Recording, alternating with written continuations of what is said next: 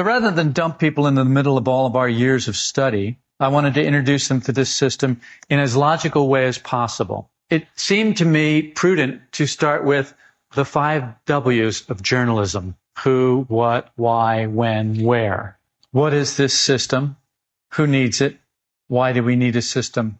You don't need to do anything in life in order to die. Life is pretty much, as we know it, a conveyor belt.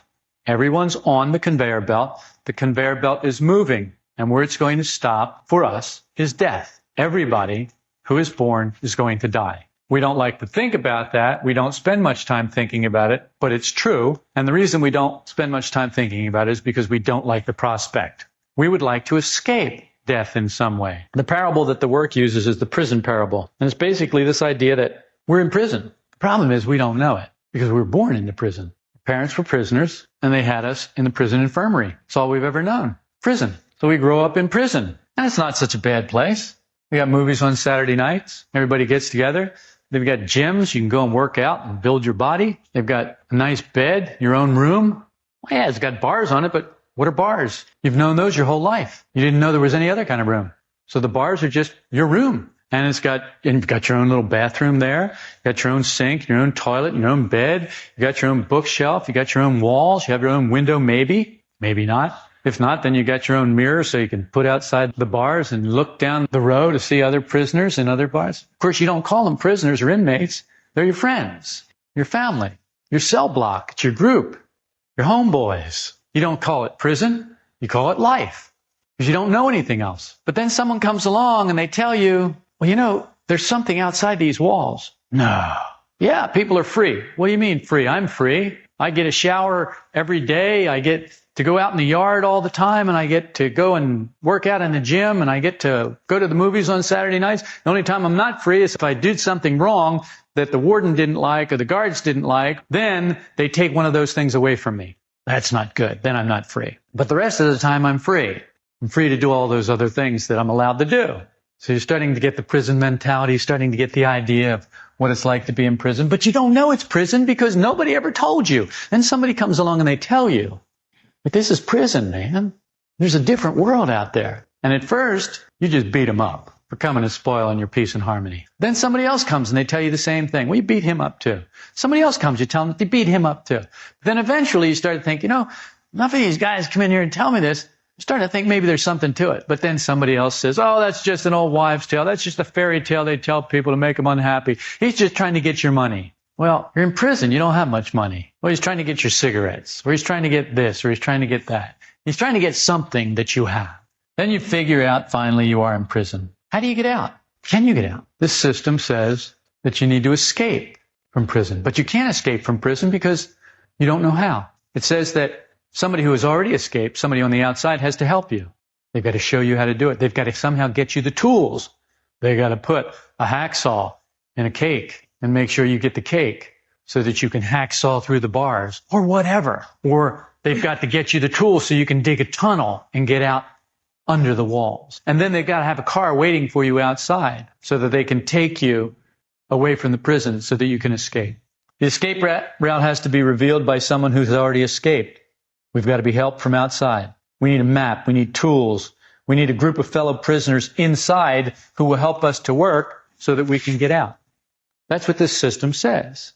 That's what this system teaches. That's the parable that it uses to give us an idea of what life is like for us.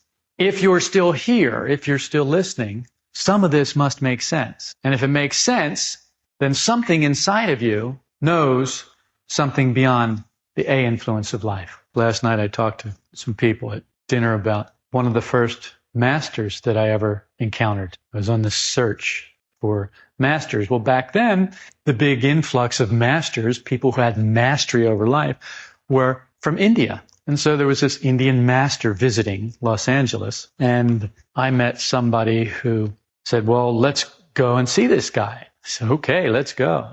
Back then, you went to a master to get something. What you went to get was touched, or your third eye opened, or some kind of power or force applied to you that would enlighten you in some way, that would open up your eyes so that you would begin to see the truth of life and you could be enlightened.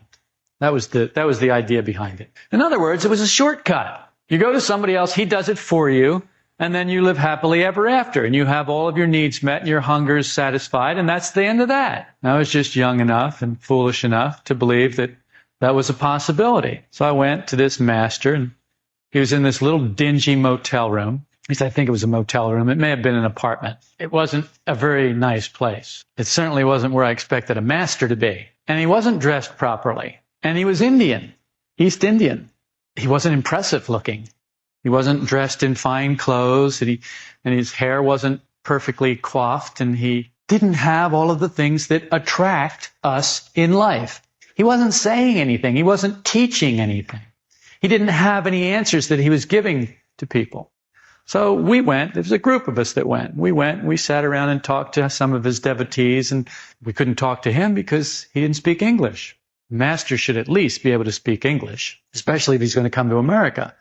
Why come to America if you're not going to be able to speak English? And he had a brown paper bag with him. And it wasn't even a new brown paper bag. It was a crummy, old, wrinkled brown paper bag. And he pulled the brown paper bag. He opened up the brown paper bag. And when you go up to see him, he would reach into the brown paper bag and he would pull out a persimmon and give you a persimmon. That was it. So it's like, so what do you do with this persimmon? You smash it on your third eye and then you get enlightened.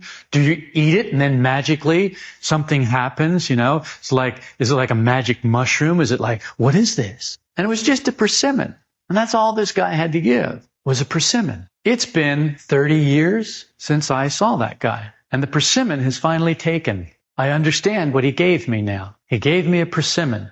He gave me the only thing he could give me, because what I was looking for, he couldn't give. What I was looking for, only I could get. But I wasn't looking in the right direction. Where I was looking was for a physical thing. So he gave me a physical thing. And there was no way that I could get it then. But I got it now.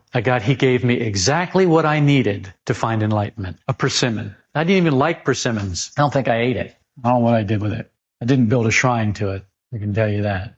Some people still have the persimmon that the master gave them. And they have it on an altar. And it's all shriveled up and dried, and they burn incense to it and bow down to it and pray to it every day, but they're still not enlightened. And that's not why he gave people the persimmons. He gave people the persimmons because he was familiar with persimmons, and he knew they were good fruit, and he found them in abundance in the grocery store and bought them, and this is what he gave people. Because he realized that when people came to him for something, they were coming to him for something, but it was the wrong something. And so he would give them something out of his compassion and love for them. Some would get it, some would not. Most did not. We'll pick up with this next time, probably with the prison parable, because we're out of time now. We'll try and develop this whole thing so that people who have no idea what this is about will get some kind of an idea what this is about and have an opportunity to address whether or not they're willing to do what's necessary to escape from prison and find real happiness, real harmony, real peace, and real freedom.